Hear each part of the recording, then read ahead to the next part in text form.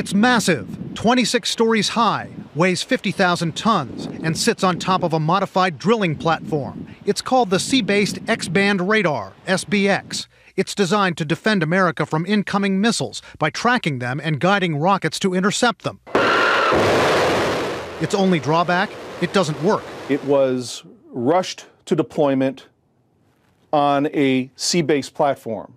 The sea-based platform had problems with corrosion and limited the availability of the radar. Tonight, instead of being called a technical marvel, it's being labeled a $2.2 billion bust.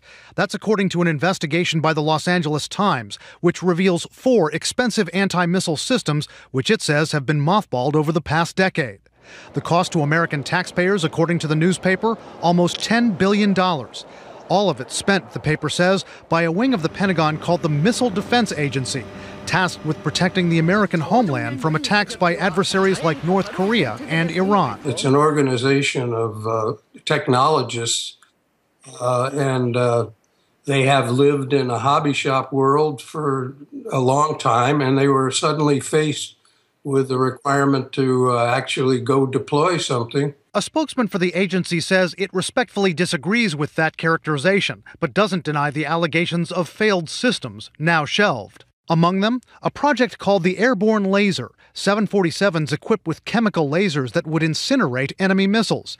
That program cost $5.3 billion, according to the LA Times, but was scrapped because the planes would have had to fly too close to an enemy's borders.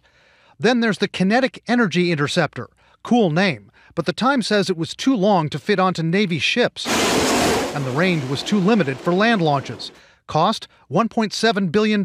And the Multiple Kill Vehicle, a bundle of miniature missile interceptors.